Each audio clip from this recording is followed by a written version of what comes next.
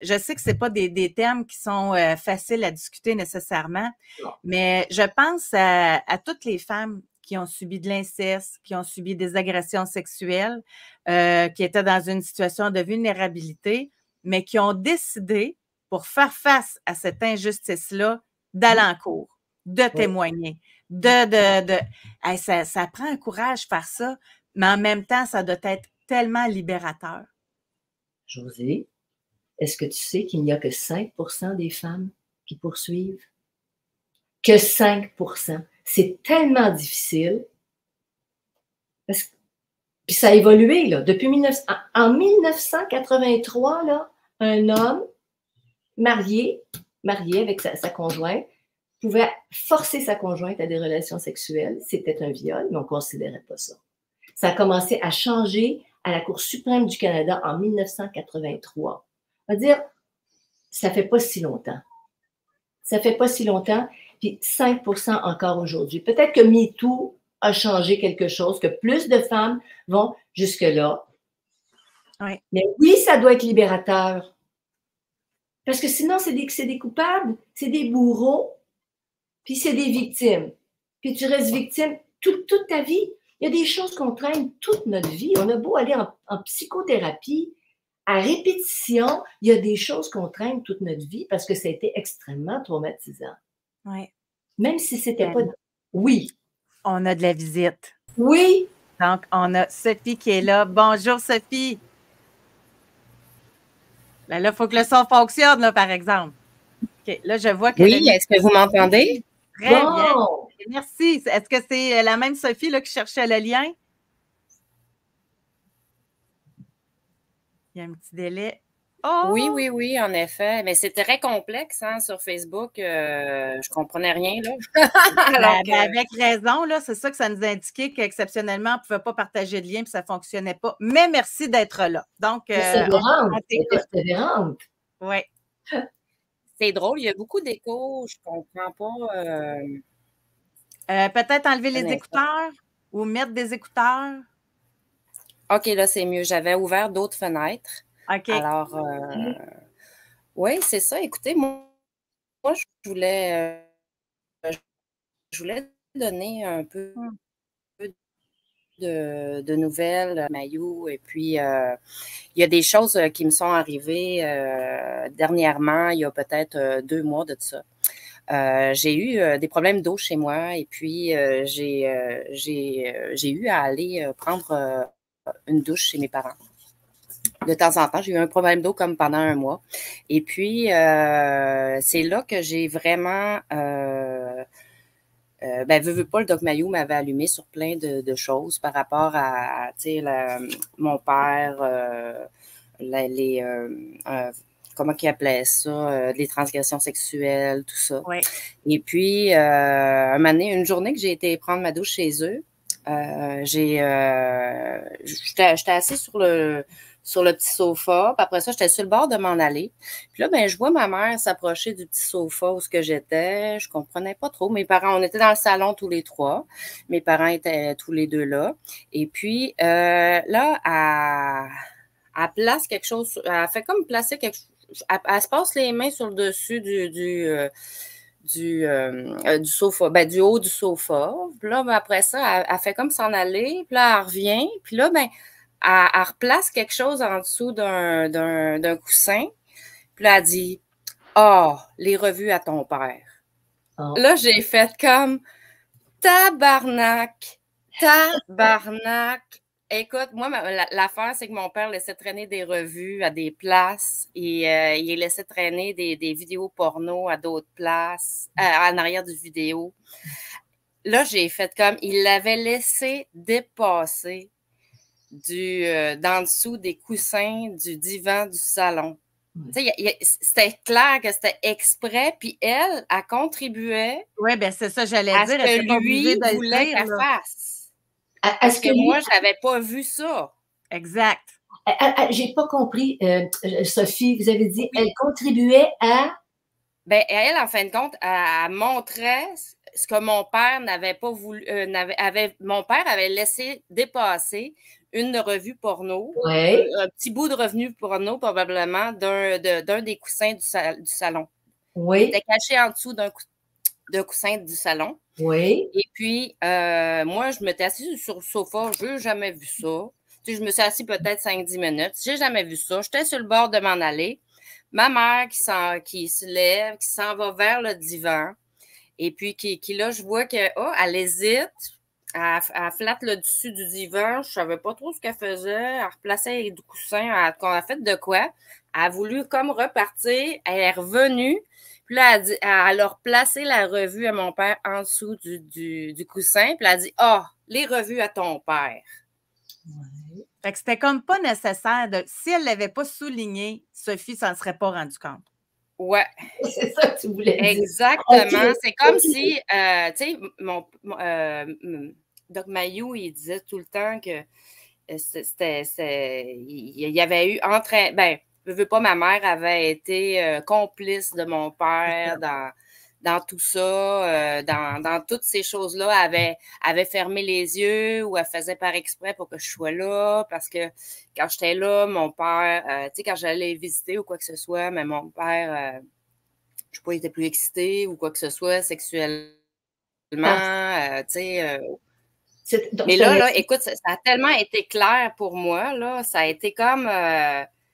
j'ai eu ça d'en face direct, là. C'est comme mon père laisse dépasser des affaires de façon intentionnelle, des choses porno pour entretenir ce lien-là qu'il y a avec moi. Puis ma mère, là-dedans, a fait par exprès pour que je le voie. Et là, écoute, j'étais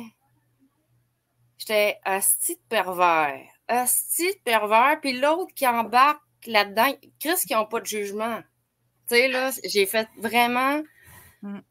Parce que, tu sais, il veut pas... Tu sais, vous m'avez comme allumé sur plein de choses, mais je l'avais pas eu d'en face, tu sais. Je l'avais pas eu d'en face. Je voyais ses petits yeux, comment il me regardait, mon père, mais tu sais, il n'y avait pas... C'était pas concret. Mais là, ça a tellement été, là... concret, direct. Même là, Sophie, là, en t'écoutant, il y en a plusieurs. S'il y a des gens qui n'étaient pas abonnés au podcast Libre et sans tabou avec le doc, il y en a qui ils doivent pas comprendre. Mais c'est parce qu'avec le doc, là, c'était au quotidien, là, des histoires comme ça de transgression sexuelle avec la complicité de la mère. Puis rapidement, là, pourquoi on dit que c'est la complicité de la mère? C'était quoi son avantage? C'est que le doc Mayou disait que ces femmes-là profitaient de l'excitation plus forte de leur conjoint envers leur fille pour avoir des relations sexuelles. Fait que c'est là la perversité de la chose, là. Fait que ou avoir plus d'attention, tu sais. T'appellerais ça l'inceste... Avant, ils appelaient ça l'inceste psychologique. Oui, aussi. C'est ça. C'est la même chose quand vous parlez de... Oui, c'est ça. C'était quoi la réaction de ton père, Sophie, quand ta mère a dit ça? Je t'avoue que j'étais tellement ciblée sur ce que ma mère a fait. Je pense qu'il a fait un sourire. Il a fait un petit sourire en coin ou quelque chose de même.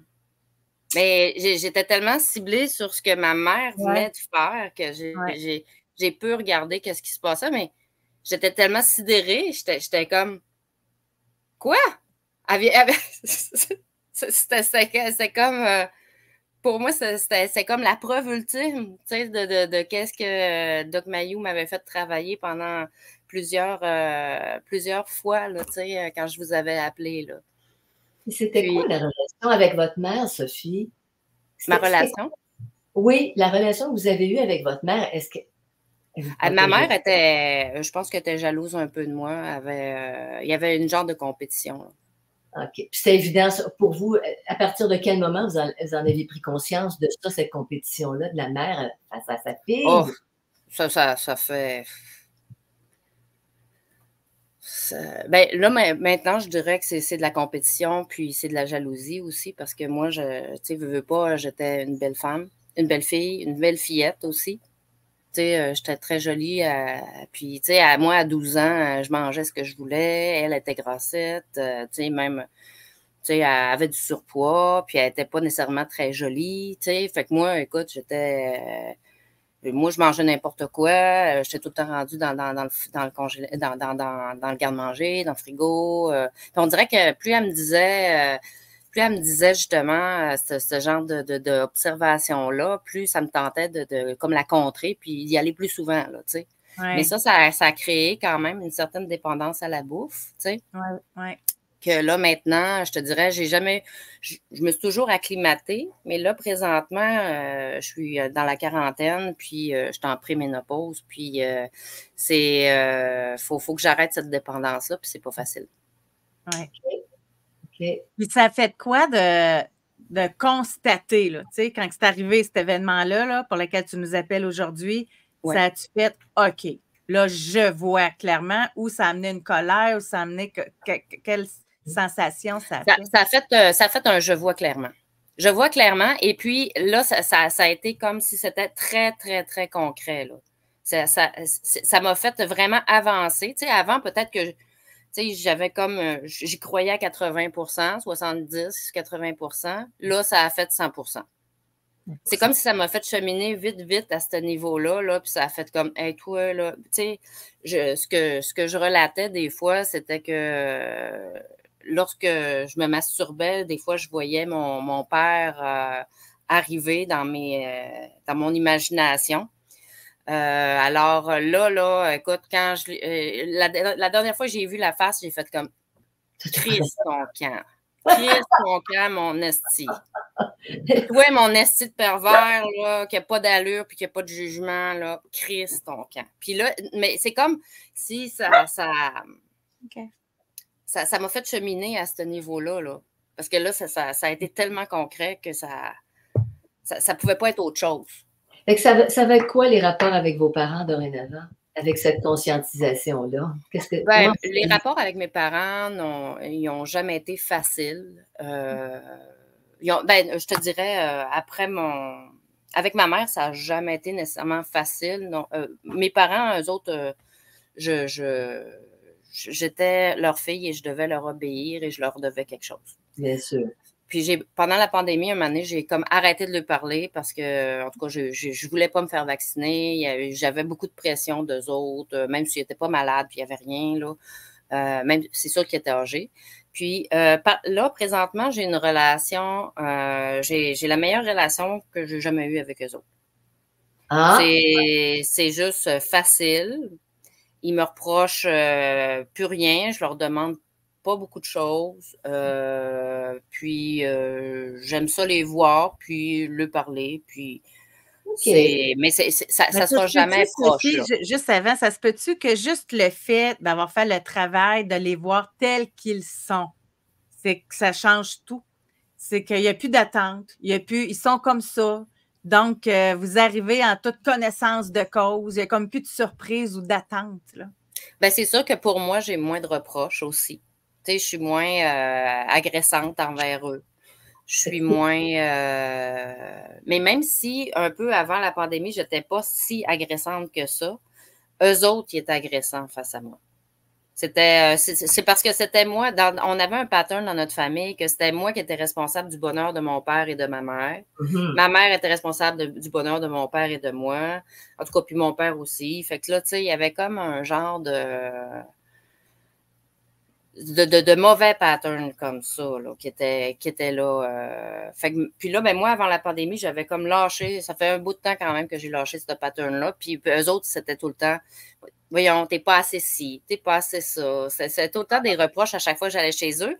Puis ils trouvaient que j'étais pas à l'aise finalement, que j'étais plus neutre quand j'étais chez eux. Ben, c'est pas pour rien, je me faisais tout le temps agresser. C'était une protection. Vous étiez avec une forme de défense, là, vous protégez d'eux autres parce qu'ils vous avaient imposé la soumission. Parce que moi, j'entends ça. Ah oui!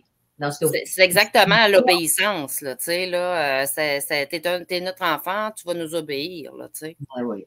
Ah oui. Fait que libéré de ça, vous êtes capable de continuer à avoir une relation avec eux qui n'est pas souffrante pour vous. C'est vous qui avez fait le chemin. C'est pas du pardon, c'est une prise de conscience. Je trouve ça tellement... C'est un très beau cheminement que vous expliquez pour arriver à un mieux-être intérieur pour elle, Sophie, tu sais. Oui. Elle largue sa hargne, elle a tout compris le jeu. C'est fini maintenant, la relation, elle va être autrement.